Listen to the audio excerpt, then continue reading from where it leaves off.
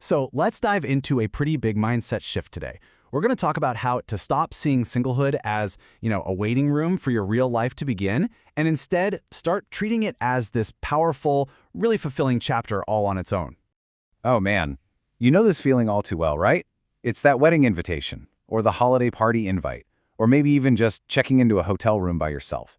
These little moments can feel like these constant, flashing neon signs just screaming that you're on your own. And when you're looking around and it seems like all your friends are getting engaged, buying houses, having babies, it is almost impossible not to ask yourself this exact question. You start to wonder, wait, am I the one who's falling behind? Is there something unlovable about me?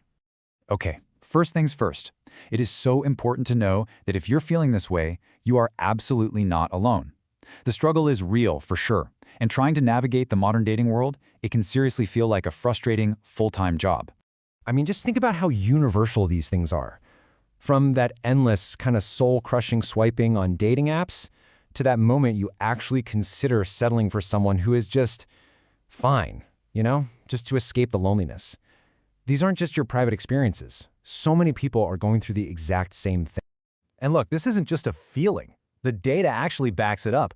A 2020 survey showed that a staggering 67%, two-thirds of people looking for love felt that dating was not going well. So if you feel like it's tough out there, you are not imagining it. You're actually in the majority. So why is it so tough? Well, sometimes the answer isn't about who we're dating, but why we're dating. Let's dig into some of the hidden motivations that can, without us even realizing it, totally sabotage our search for a healthy relationship. If the main reason you're trying to find a partner is this deep-seated fear of being alone or just a crushing sense of loneliness, you're kind of setting yourself up for heartache. Chasing a relationship to fix your self-doubt or to find someone to save you, that just creates a foundation of neediness, not a real, genuine connection. And this brings up a really crucial point. We have to get honest about what we're actually looking for. If you think you need a partner to solve your money problems, what you might actually need is a financial advisor or a solid budget. If you're hoping they can carry all your emotional baggage, you might really need a therapist. See, a partner is meant to be a partner, not a savior. Wow. I mean, putting that kind of weight on another person is it's a recipe for disaster. The goal is to learn how to support yourself first. That way, you can walk into a relationship from a place of strength, not desperation.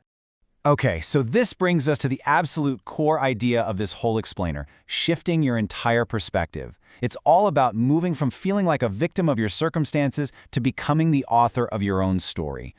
And just look at the difference here. It's night and day, right? On one side, you see being single as a holding pattern, something you just have to get through before your real life can start.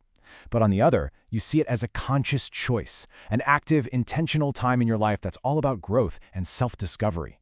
This right here is what we mean by conscious singlehood. It's an empowered decision. It's you saying, you know what, I value myself way too much to settle for less than what I truly deserve. So I am choosing to embrace this time for myself until the right person comes along.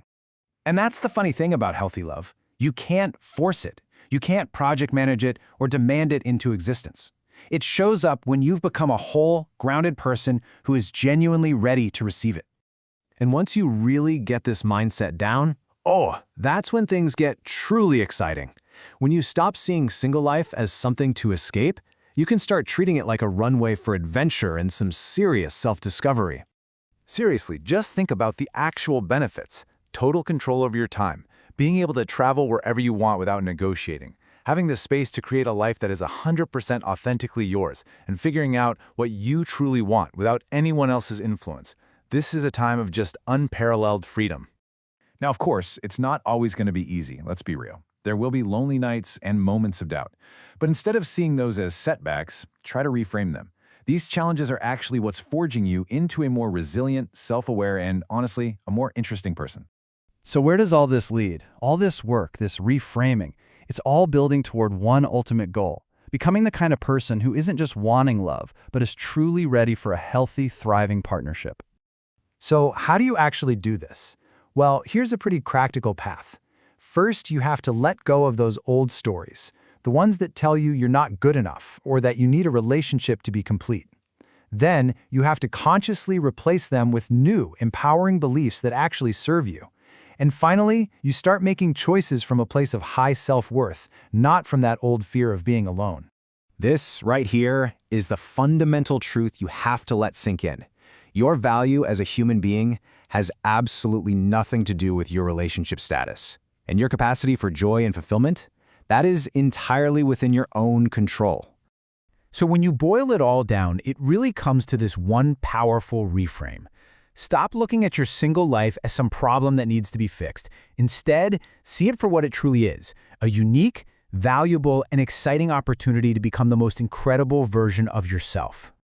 So, with all this freedom and all this opportunity laid out right in front of you, the only question left is, what adventure will you choose for yourself starting today?